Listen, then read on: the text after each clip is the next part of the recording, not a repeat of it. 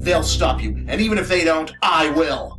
You will be dead.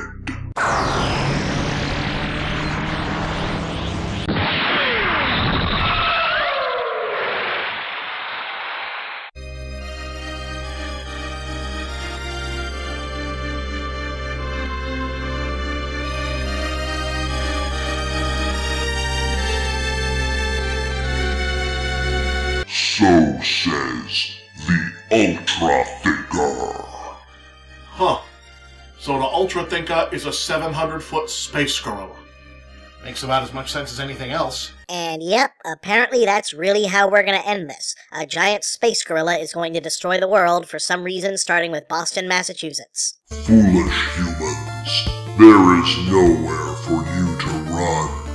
Master Sword and Golden Axe locked in brutal combat. The OverThinker himself dead, his soul condemned to answer viewer mail in hell. PotageGate 1337 asks, I think we're supposed to finish the introductions first. And then this happened. No!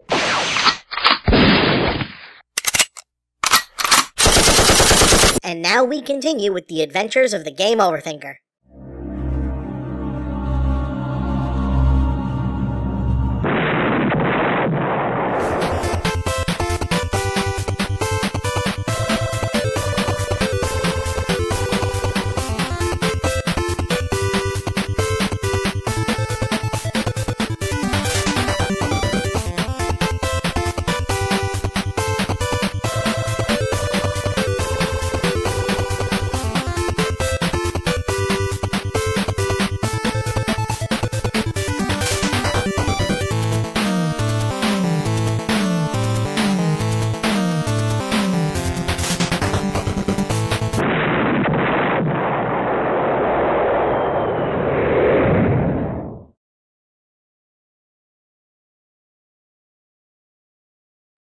Xander VJ asks, what are your thoughts on Shovel Knight?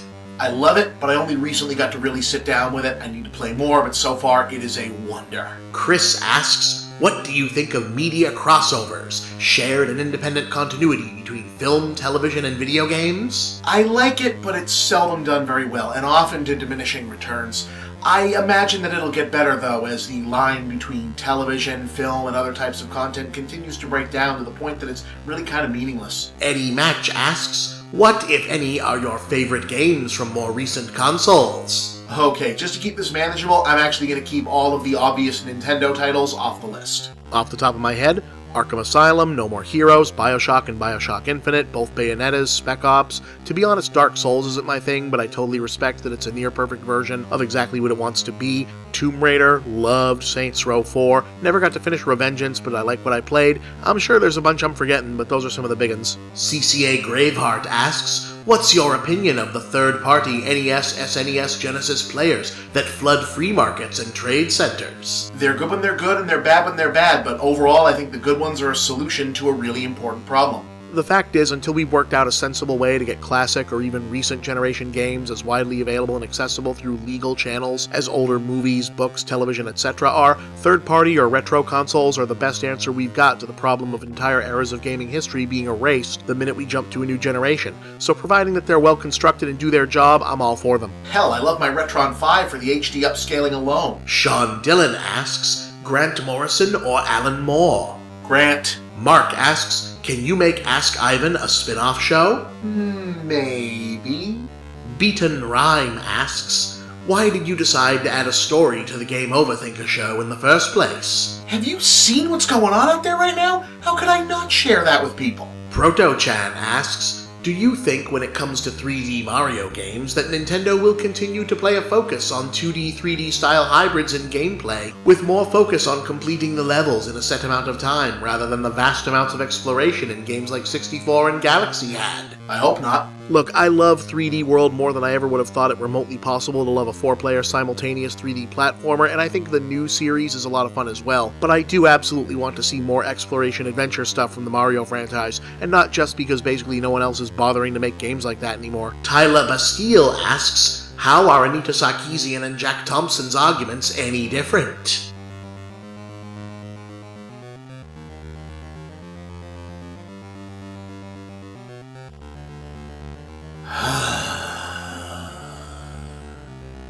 Well, one was a notorious right-wing political operative for years before gamers had ever heard of him, and only got into the realm of media censorship as part of an early effort to silence supporters of his political opponents, and whose overall goal was not public advocacy but launching actual lawsuits against the games industry while simultaneously pushing for new laws that, if successful, would have led to games being literally censored in the only way that's meaningful in a free market, i.e. by force of government. And the other one made some videos espousing an opinion that some gamers disagreed with.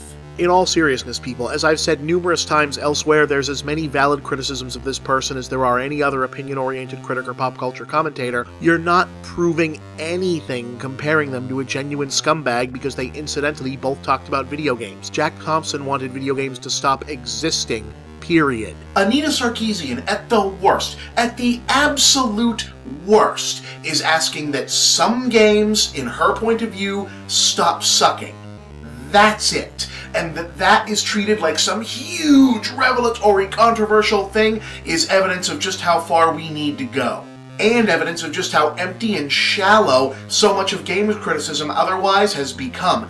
We have to be about more than graphics and review scores, people. And yes, I understand the idea that having widespread criticism of certain tropes and design choices may lead some designers changing their minds about what they should and shouldn't put in a given game. Guys, that's not self-censorship. Self-censorship is if you don't want to change something, but you do because you're trying to stay out of trouble. If you actually change your mind about what you want to make, that's just changing your mind about what you want to make. And while I'm not going to say it's impossible that a game maker might feel and act this way about a questionably exploitative character design they otherwise like, if that's your concern, I'd be more worried about the bigger implications, like Japanese designers being pressured to change their aesthetics to appeal to Western sensibilities, or a military game feeling pressure to go to the played-out patriotic route in order to avoid offending American audiences. The Fresh Com asks, if you had to describe the current game, gaming, and gamer culture in one word, what would it be? Perilous.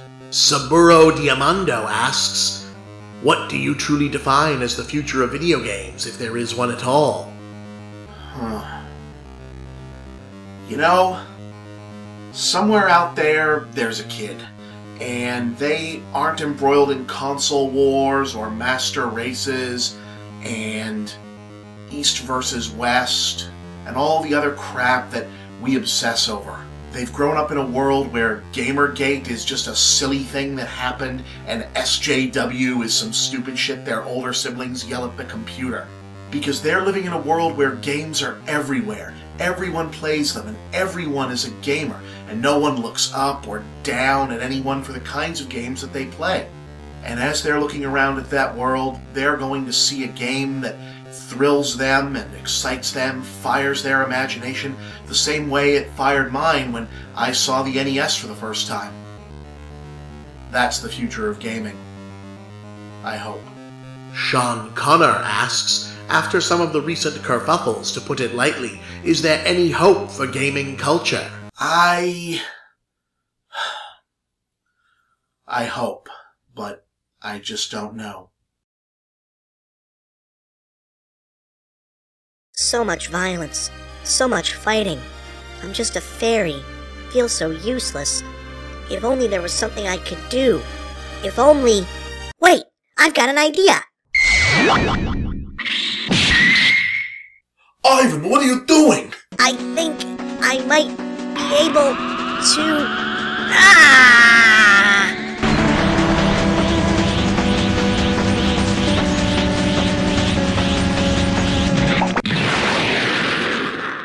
Ha! I took over his body. Check it out. I can just drive the stupid thing. Oh, sick, bro. I know, right?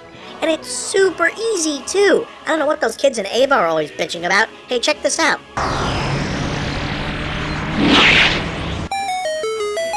Retro Thinker, now!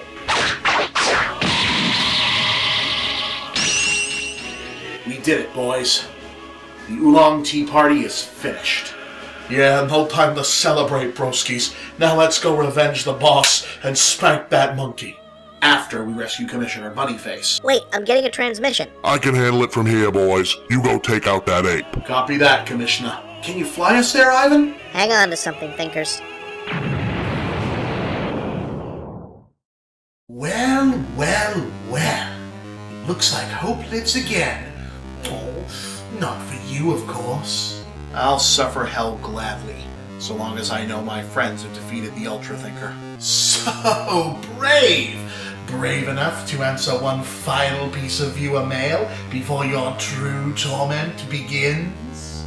Do your worst, Mr. Fib. Very well. Calgon of Actium asks, when will you admit that Gamergate has always actually been about ethics in...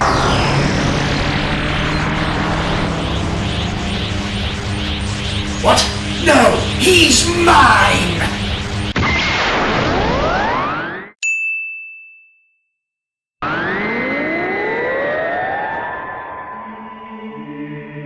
Where am I?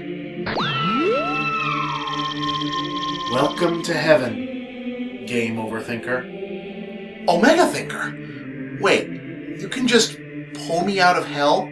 Yes, we can. Who's we? It is a heaven thing. Well, do another heaven thing and send me back to Earth. We've got to defeat the Ultra Thinker. This is easily accomplished.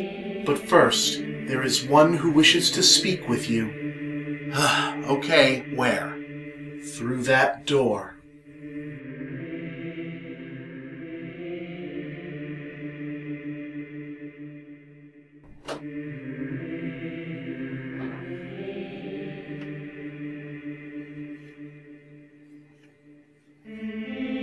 This is my house.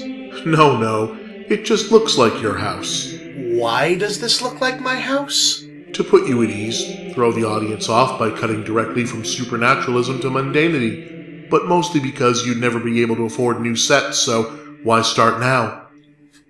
I know you, don't I? You do. But not your name. Oh? I don't understand. Once I was like you. Today I exist in this form, the form of a video dimension energy, a being purely of games. I still don't understand. It's been a long time, Game OverThinker, and we have a lot to talk about. As to my name, people used to call me the Captain.